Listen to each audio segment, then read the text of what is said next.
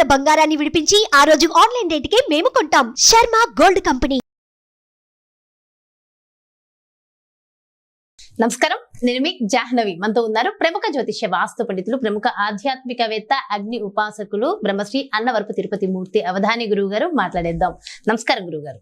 ఓం శ్రీ మహాగణాధిపతయే నమః. గురువు గారు, చంద్రగ్రహణం రాబోతోంది. ఈ గ్రహణం వల్ల విపరీతమైన అనార్థాలు జరగబోతున్నాయనే వార్తలు వస్తున్నాయి. ఇందులో వాస్తవికత ఉందంటారా? నిజంగానే గ్రహణ ప్రభావం మన భారతదేశంలో ఉందంటారా? భారతీ శంకర పీఠం భక్తులకు, సుమన్ ఛానల్ టీవీ ప్రేక్షకులకు శుభాభివందనాలు, శుభాశీస్సులు. గ్రహణం, వాస్తవానికి గ్రహణం గురించి మనం మాట్లాడుకోవటం కూడా సమయం వృధానే అమ్మ. ఎందుకనంటే మన దేశానికి గ్రహణం ఒక ఛాయ కూడా లేదు. నేను నిన్న మొన్న చూసా, మరి చాలా ఇన్ని సంవత్సరాల తర్వాత వచ్చింది, అనర్థాలు జరుగుతున్నాయి అని. మంచిది, శుభం. ఇప్పుడు ఏదైనా ఒకటి అనర్థం జరుగుతుంది అంటే ఏ కారణరీత్యా జరుగుతుంది, గ్రహణ సమయంలో ఉండేటువంటి గతులేమిటి అనేటువంటి విషయాలు చూసుకోవాలి. రెండు, అసలు మన దేశంలో ఎంతవరకు దాని యొక్క ప్రభావం ఉంది. అసలు మన దేశానికి దాని యొక్క ప్రభావం కూడా లేదు. అంటే ఎలా అంటే మామూలుగా ఎవరైనా తెలిసిన వాళ్ళు వెళ్ళిపోయారని తెలిస్తే మనం స్నానం చేస్తాం, ఆ ప్రభావం కూడా లేదు దీనికి. అవునా? గ్రహణ పట్టు స్నానం, విడుపు స్నానం కూడా అవసరం లేదంటారు. అవునా? కాకపోతే అనాది నుంచి మనం గ్రహణం అనగా స్నానం చేస్తూ ఉంటాం కాబట్టి ఆ ఒక సెంటిమెంట్గా మనం స్నానాలు చెప్పి మినహాయిస్తే ఎలాంటి గ్రహణానికి సంబంధించినటువంటి విధానాల్లో ఈ ప్రమాదాలు ఇక్కడ ఉన్నవి, దీనికి ఈ ప్రమాదం ఉంటుంది అనేటువంటిది మన భారతదేశ పరిసరాల్లో మాత్రం ఎక్కడా లేదండి. అమెరికా అటువైపు అది కనిపిస్తుంది, చాలా పెద్దదే గ్రహణం. మనకు కనిపించదు, మనకు వినిపించదు, మనకు లేదు. మనకు లేనిదాన్ని నిన్న ఒకటి చెప్పుకున్నాం, ఐహికపరమైన విధానాలు అని.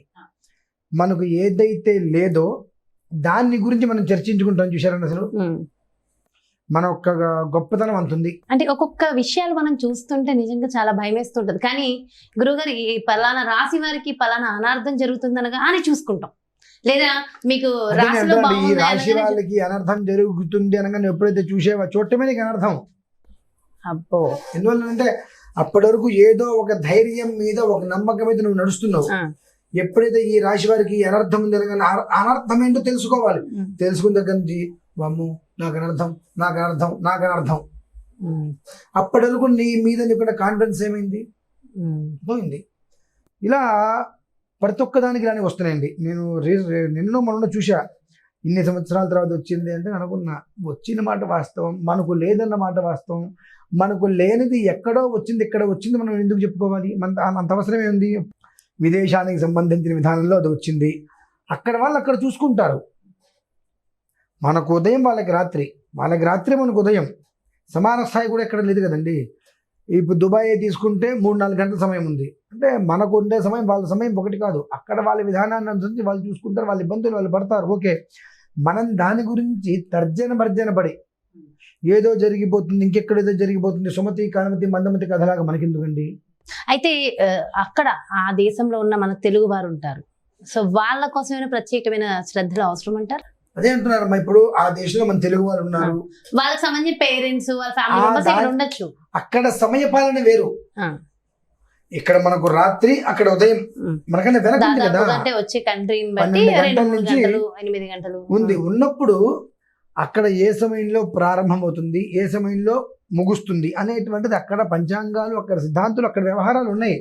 ఎక్కడి మనం ప్రత్యేకంగా సూచించవలసిన అవసరం లేదు. ఎందువల్లనంటే ఈ కాలిఫోర్నియా అటువైపు వీళ్ళు 6 నెలలకు ఒకసారి ఒక 2 గంటలు వెనక్కి ముందుకి చేస్తుంటారు. మనం ఇప్పుడు ఒకటి చెప్తాం, ఈ చెప్పిన దానికి ముందు రోజు లేదంటే 2 రోజులు అవతలో వాళ్ళ గడియారం తిప్పే సమయం వచ్చింది అనుకోండి, ఖచ్చితంగా పప్పులో కాలేసిన వాళ్ళు అవుతాం మనం. ఆయన చెప్పారు ఇదే అని చెప్పి 2 గంటలు లేటుగా వచ్చింది, 2 గంటల ముందే వచ్చింది, సరే అని చూసుకొని చెప్పలేరా అంటారు. అందుకని వాళ్ళ ముళ్ళు అటు ఇటు తిప్పారన్న విషయం మనకు తెలియదు కదా, తిప్పుకుంటారు అనేటువంటి విషయం. కాబట్టి గ్రహణం ఉన్నమాట వాస్తవం, మనకు లేదు అనే మాట కూడా వాస్తవమే. 2 వాస్తవాలు, ఇందులో అవాస్తవం అనేటువంటిది ఏదీ లేదు. కాకపోతే మనకు ఉంది, దానివల్ల మనకేదో అనర్థాలు వస్తే, మనకేదో ఇక్కట్లు పాలుతాం అనేటువంటి మాట పచ్చి అబద్ధం. దాన్ని దృష్టిలో ఉంచుకొని వస్తాయి. నాకు తెలిసి ఇంకో 2-3 రోజులు వచ్చేస్తాయి. గర్భవతులు ఇలా ఉండండి, వీళ్ళు ఇలా ఉండండి, చెప్తున్నారు గురువు గారు. అంటే కోపాలు రావచ్చు, సగానికి సగం పైగా సనాతన నాశనం అయిపోవడానికి మూల కారణాలు సంబంధం లేని వీడియోలు రావటమేనమ్మా. ఏదైనా ఒకటి ఉంది, దానికి ప్రమాణం కావాలి. ప్రమాణం లేదు, నువ్వే ప్రమాణం ఇది ఎందుకు చెప్పడం? జ్యోతిష్ శాస్త్రం అనేటువంటిది ఎప్పటి నుంచో వస్తుంది. ఏ పంచాంగంలో కూడా ఈ యొక్క దీని నుంచి ఇంత ప్రమాదం చెప్పి కొన్ని మనకు ఇక్కడ పాక్షికం కావచ్చు, పూర్ణ గ్రహణాలు వచ్చినప్పుడు దాని నుంచి వచ్చే ప్రమాదాలు ఏంటి పంచాంగంలో కూడా లిఖిస్తారు. దీనికి ఎక్కడ లిఖించలేదు కదండి. అటువంటిది అసలు మనకు లేని దాని గురించి కూడా మనం పునికి పుచ్చుకొని దానికి ఏదో ఉందని వేలు పెట్టి చూపించి ఆ వేలు ముక్కు దగ్గర పెట్టుకుని నాకు వాసన వస్తుంది కాబట్టి నాకు కళ్ళు తిరిగి ఏదో ఉందని ఫీల్ అవ్వాల్సిన అవసరం ఉందమ్మా. లేని దానికి లేదు అని వదిలేస్తే ప్రశాంతంగా ఉంటాం. దాన్ని కెలుగుతున్న కొద్దీ అందులో ఇంకో ఏదో తోడాలు చూడాలనిపిస్తుంది. ఆ చూసేటువంటి పరిస్థితిలో మనకి ఏదో చిన్న ఇబ్బంది వస్తుంది. మనకు లేకపోతే ఈ ఇబ్బంది మనకెందుకు వచ్చింది అని మనమే అంటాం మళ్ళీ.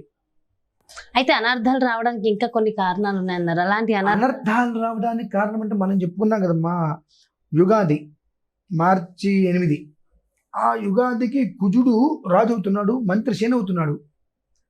కుజుడు రాజు అయితే వచ్చే అనర్థం ఏంటండి అనుకుంటాం. మనకు ఆ రోజు కూడా మంగళవారం అనుకుంటా వస్తుంది ఉగాది. ఈ మంగళవారము కుజుడు రాజు అవ్వటము, ఈ యొక్క విధానంలో శని కుజు కలయిక అనేటువంటిది అస్తవ్యస్తానికి మూలం. చాలా విధ్వంసం మనం చూస్తాం, దారుణమైనటువంటి సంఘటనలు చూస్తాం, సందేహమే లేదు. అయితే గ్రహణానికి దానికి సంబంధం లేదు.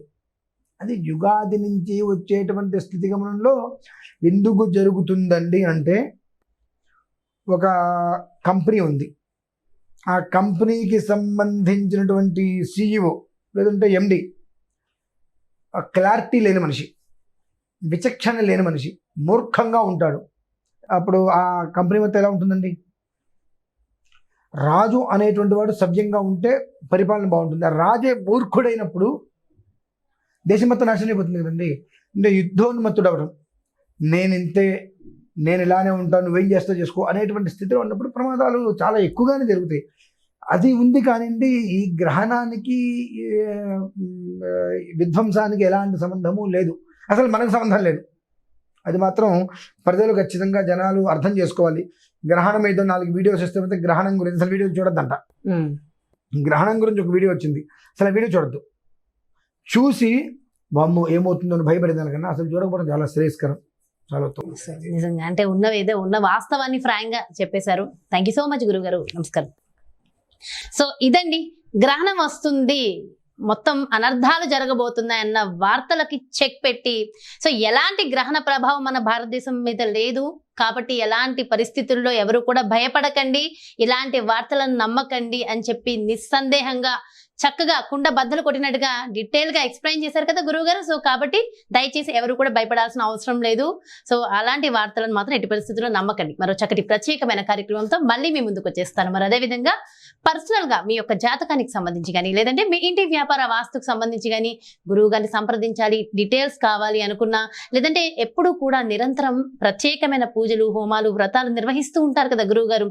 మరి వాటికి సంబంధించిన వివరాల కోసం డీటెయిల్స్ కావాలి అన్న క్రింద డిస్ప్లే అవుతున్నటువంటి నెంబర్స్ కి కాల్ చేసి వివరాలు కనుక్కోండి. నమస్కారం. సుమన్ టీవీలో మీ పర్సనల్ అండ్ బిజినెస్ ప్రమోషన్స్ కోసం కింది నెంబర్ కి కాంటాక్ట్ చేయండి.